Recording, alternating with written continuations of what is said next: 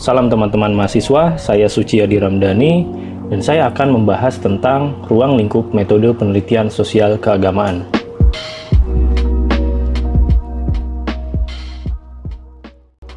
Metode penelitian sosial keagamaan pada hakikatnya sama dengan metode penelitian sosial lainnya. Yang membedakan itu hanya pada objek kajian yang lebih spesifik, yaitu sosial keagamaan. Dalam metode penelitian sosial keagamaan, kita bisa memilih pada pendekatan kualitatif maupun pendekatan kuantitatif. Walaupun memang pada umumnya teman-teman mahasiswa di studi Islam gitu ya, itu relatif pada metode penelitian kualitatif. Tapi kita lihat nanti apa yang membedakan satu sama lainnya. Sebelum masuk ke materi pembahasan, di sini saya tampilkan beberapa referensi ya, yang teman-teman bisa beli bukunya atau mungkin bisa download jurnal-jurnal terkait referensi ini. Jadi apa yang akan saya sampaikan beberapa menit ke depan, yaitu diambil dari referensi ini ya, ikhtisarnya ada di referensi ini.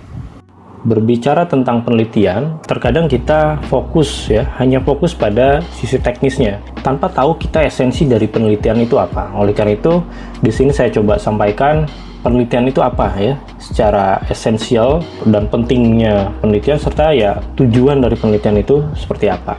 Penelitian adalah suatu proses dari langkah-langkah yang digunakan untuk mengumpulkan dan menganalisis informasi. Ini di-highlight ya, mengumpulkan dan menganalisis itu menjadi kata kunci dari penelitian itu sendiri. Mengumpulkan dan menganalisis informasi untuk meningkatkan pemahaman tentang suatu topik atau isu.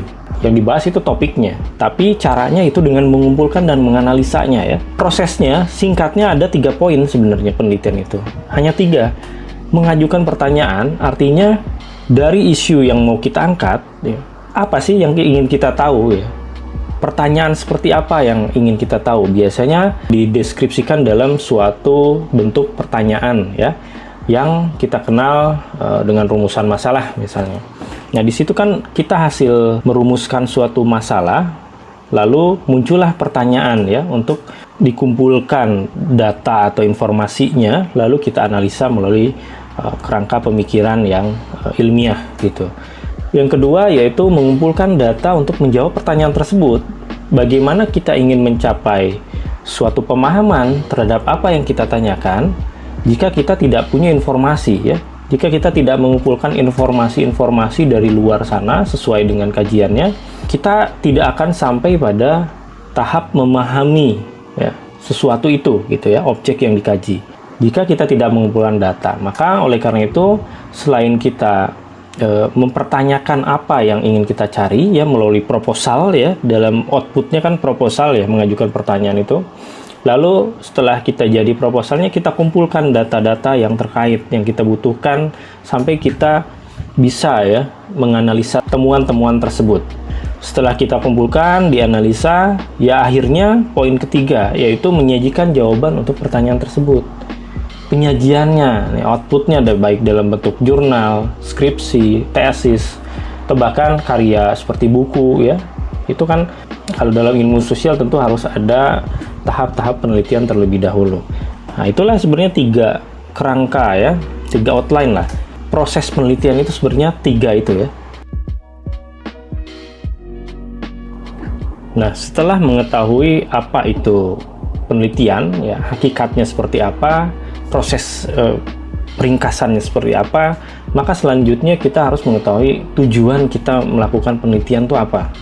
Selain tentu kalau teman-teman di S1 ya, kalian di S1 pastinya tujuannya untuk lulus ya, karena salah satu tahapan akhir kelulusan itu kan membuat skripsi, di mana skripsi itu melakukan penelitian ya.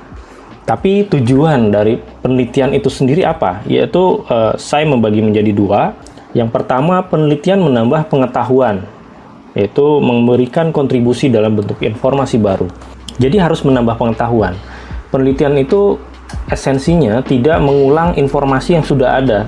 Mengambil intisari dari informasi yang sudah ada, lalu kita melakukan riset kembali gitu dengan topik yang sama, tapi dikembangkan menjadi lebih luas pengetahuan atau informasinya, itulah penelitian. Boleh-boleh saja topiknya sama, tempat yang diteliti sama, tapi menghasilkan sesuatu yang baru, yang biasa disebut novelty ya, kebaruan. Maka ketika kita hanya mengulang skripsi kakak kelas atau kakak tingkat kita, nah itu namanya bukan tujuan dari penelitian, itu hanya sekedar plagiasi atau tidak mau melakukan penelitian dengan baik, alias malas. Oke, yang kedua, tujuan penelitian yaitu memperbaiki praktik, artinya menyelesaikan suatu permasalahan umum. Penelitian terkadang digunakan oleh perusahaan, pemerintah gitu ya, perangkat pemerintah ya, di kementerian, di badan atau lembaga, bahkan di kampus gitu ya. Itu untuk melihat gejala-gejala sosial ya, dalam sosial keagamaan, gejala-gejala sosial keagamaan, kenapa kok muncul konflik misalkan. Itu kan permasalahan umum. Lalu untuk mengetahui itu, kita harus melakukan riset. Dari riset itu kita lahirlah rekomendasi atau saran ya kepada lembaga yang membutuhkan saran tersebut. Rekomendasi diketahui setelah kita mengetahui gejalanya. Seperti dokter tidak akan bisa mengobati pasiennya ketika dia belum mengobservasi apa nih gejalanya, apa memang ini sakit itu kenapa gitu ya. Logikanya seperti itu, sama saja. Jadi penelitian itu harus memperbaiki praktik ya, menyelesaikan suatu permasalahan. Ada dua macam, artinya tujuan penelitian ini walaupun dua tapi turunannya banyak. Seperti tadi di perusahaan membutuhkan periset untuk misalkan kebiasaan konsumen ya, sehingga dia sebelum mengeluarkan produknya dia harus riset dulu nih supaya nanti ya pada akhirnya produknya laku ya. Itu kan perlu ada riset terlebih dahulu, riset pasar ya disebutnya. Seperti itu ya untuk tujuan penelitian. Jadi harus mengetahui ini tujuan kalian penelitian itu mulia sekali, harus mulia. Tidak sekedar menyelesaikan kuliah lulus gitu ya. Meskipun skripsi itu tidak macam-macam sih pada dasarnya, yang penting dideskripsikan dengan baik ya dalam suatu karya tulis. Tapi juga proses penelitiannya menjadi semacam miniatur ya. Miniatur dalam riset gitu ya. Latihan tapi dilakukan dengan serius gitu. Kurang lebih seperti itu. Berikutnya ada unsur penting sebelum kalian melakukan penelitian, yaitu human inquiry ya. Jadi penyelidikan tentang manusia itu sendiri sebagai objek ya. Kan penelitian yang kita tanyakan, yang kita wawancara itu manusia, human ya, bukan lain-lain. Jadi sumber informasi selain kita menelusur secara daring, tapi kita juga menelusuri secara langsung ya kepada manusia sebagai sumber informasinya ya. Selain tentu teks ya. Kalau dalam mungkin teman-teman di ilmu Al-Quran dan tafsir, basis utama teks kebanyakan, walaupun bisa juga penelitian non teks ya, lapangan atau hal-hal empiris. Ini ada 3 macam yang harus dihindari ya dari penyelidikan atau pengumpulan informasi, dan biasanya terjadi ya. Yang pertama adalah inaccurate observation ya, ketidakakuratan dalam mengamati sesuatu objek yang diteliti ya. Contohnya, kejahatan yang dilakukan sejumlah orang di suatu tempat menghasilkan kesimpulan bahwa orang-orang di tempat tersebut jahat. Ketika kita meneliti suatu wilayah, katakanlah desa X, di desa X itu ada beberapa yang ya bisa dibilang, misalkan ya, contoh realnya Kampung Ambon misalkan di Jakarta, itu orang mengenal dari luar, itu kampungnya orang-orang yang punya ya riwayat kriminal yang tinggi, entah itu narkoba atau kejahatan-kejahatan lainnya. Padahal Kampung Ambon itu luas, ya, disebut Kampung Ambon itu luas, banyak ragam manusianya yang berbeda-beda latar belakang budayanya. Tapi karena kita melihat di Kampung Ambon itu ada orang jahat yang seolah-olah merepresentasikan Kampung Ambon itu jahat semua, manusia yang ada di dalamnya gitu. Jadi kesimpulan tersebut seolah-olah padahal kita hanya melihat 1 atau 2 orang, tapi kita bisa dengan menyimpulkan begitu saja orang di kampung tersebut jahat gitu ya, orang jahat-jahat punya riwayat kriminal gitu ya. Nah, itu inaccurate observation ya, tidak boleh dilakukan seperti itu. Harus objektif dalam melihat suatu hal ya, walaupun ya boleh pada akhirnya kita memposisikan diri di mana, tapi ketika kita mengumpulkan data dan informasi kita harus melepas dulu perspektif kita ya, atau setidaknya apa yang kita ketahui dari kulit luarnya gitu. Kita harus hindari itu. Yang kedua adalah overgeneralization.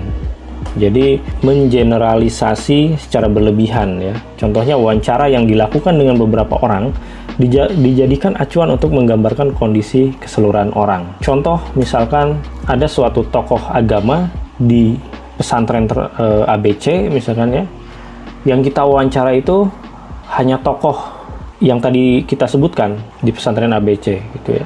Tapi kita lupa bahwa di pesantren tersebut elemennya tidak hanya tokoh agama tapi juga atau ustadz gitu ya atau kiai, tapi juga ada tokoh-tokoh lainnya yang setara secara struktur, juga ada santri-santrinya gitu ya, yang juga bagian dari struktur pesantren gitu ya. Nah, kita hanya mewawancarai tokoh tersebut sehingga seolah apa yang dibicarakan tokoh tersebut ya, kiai tersebut, itulah gambaran realitanya.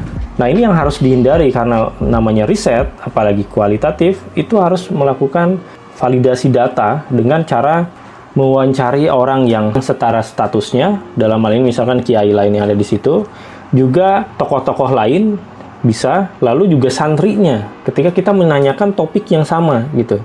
Sehingga informasi tersebut bisa didapatkan secara holistik ya, dan komprehensif gitu. Tidak dari satu orang atau dua orang, tapi banyak orang yang memang menggambarkan informasi yang ternyata lebih luas dan tidak selalu benar apa yang disampaikan si orang yang diwawancarai. Yang ketiga, made up information. Contohnya stereotype terhadap etnik tertentu ya. Akibat dari tadi overgeneralization menyebabkan persepsi negatif terhadap apapun yang dilakukan orang-orang dari etnik tersebut. Inilah yang sering terjadi ya, dari hasil penelitian, dari hasil pengamatan yang sebelah mata lah kalau boleh disebut, karena kita hanya melihat dari luar, dari kata orang gitu ya, yang sudah menjadi stereotype. Padahal konflik-konflik yang terjadi itu karena ada stereotype itu terhadap kelompok lain gitu ya, yang melakukan penghinaan misalkan dari kelompok A itu hanya satu orang, tapi seolah-olah kita dari luar melihatnya itu semua mewakili kelompoknya ya. Itu kan hasil dari overgeneralization tadi. Sehingga lahirlah ke tingkat berikutnya, yaitu stereotype. Sudah menempel aja, terlabeli bahwa kelompok tersebut ya udah garis keras adalah garis keras, tidak bisa diganggu gugat. Orang yang ya kita anggap buruk, ya sudah buruk semua orang pengikutnya atau kelompoknya gitu. Seperti itu ya. Itu made up information ya, hasil dari overgeneralisasi tadi, sehingga persepsi negatif itu lahir gitu ya. Itu tidak boleh dalam suatu penelitian, harus berimbang gitu ya.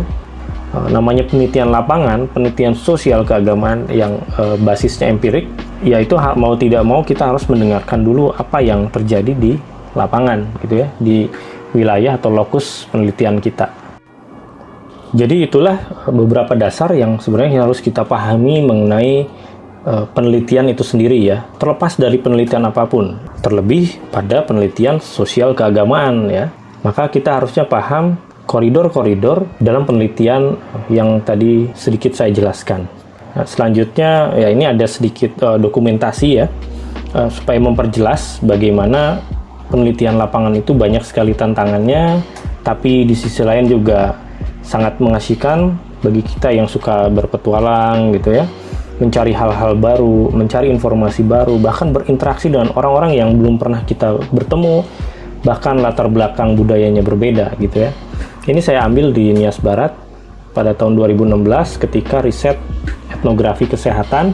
Jadi risetnya itu tentang kesehatan, tujuannya tentang kesehatan karena diperlukan oleh Kementerian Kesehatan saat itu. Ya tadi saya jelaskan tentang apa tujuan penelitian. Yang kedua, poin kedua, penelitian memperbaiki praktik ya, menyelesaikan suatu permasalahan umum. Nah, ini artinya ada end user-nya, yaitu Kementerian Kesehatan, yang membutuhkan informasi-informasi di lapangan tentang kenapa di wilayah Nias Barat ini kok masalah kesehatan khususnya gizi buruk masih tinggi. Dia tidak bisa meneliti secara kesehatan lagi karena di dalamnya itu manusia yang punya kebudayaan-kebudayaan berbeda dengan orang-orang di Jakarta misalkan, sehingga yang perlu diselidiki gejalanya itu gejala sosial budayanya. Walaupun judulnya kesehatan, yang diteliti gejala sosial budayaannya. Itu yang disebut kolaborasi keilmuan atau integrasi ilmu.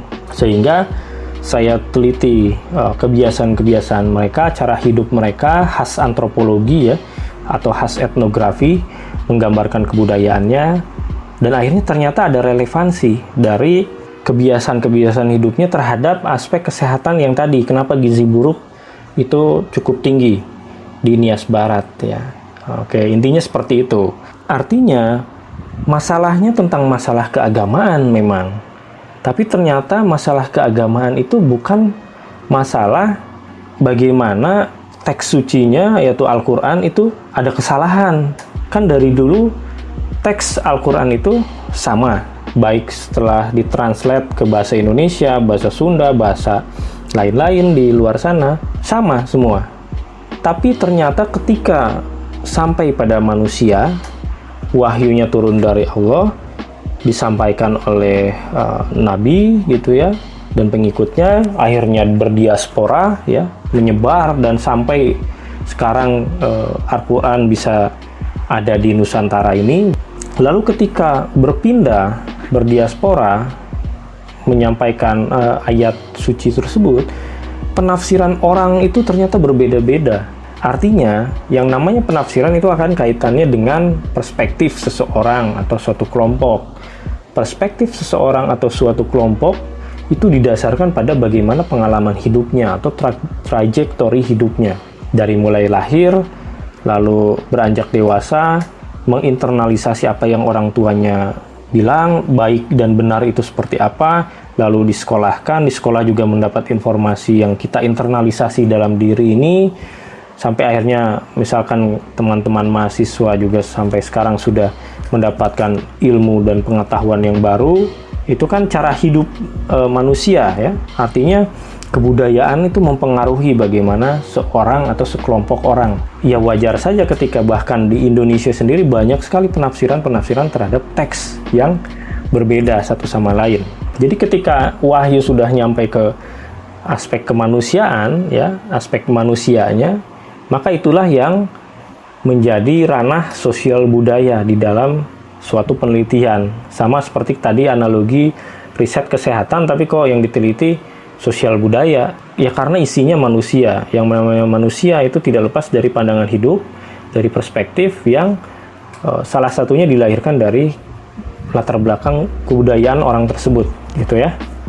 Mudah-mudahan bisa dimengerti sampai sini analogi metode penelitian sosial keagamaan, walaupun kita tidak akan berbicara lebih jauh pada hal-hal filosofis, tapi setidaknya hal-hal filosofis tersebut harus menjadi prinsip yang bisa dipegang, yang terus diingat, sehingga ketika kita akan melakukan penelitian yang sifatnya teknis, itu akan lebih mudah dilakukan. Jadi tidak asal membaca, oh ini pengumpulan informasi dengan wawancara itu seperti ini, observasi itu seperti ini, tapi kita tidak punya nilai atau dasar ya, kenapa sih kita harus mewawancarai, kenapa sih kita harus mengobservasi. Nah, di balik itu kita harus tahu dulu filosofisnya, kenapa harus melakukan pengumpulan informasinya seperti itu. Tidak hanya sekedar melakukan saja tanpa tahu apa dasarnya kita melakukan itu. Oke, pertemuan ini hanya sampai di situ. Berikutnya kita akan membahas tentang proses penelitian ya di pertemuan berikutnya. Jadi semoga bermanfaat. Salam sejahtera dan sehat selalu.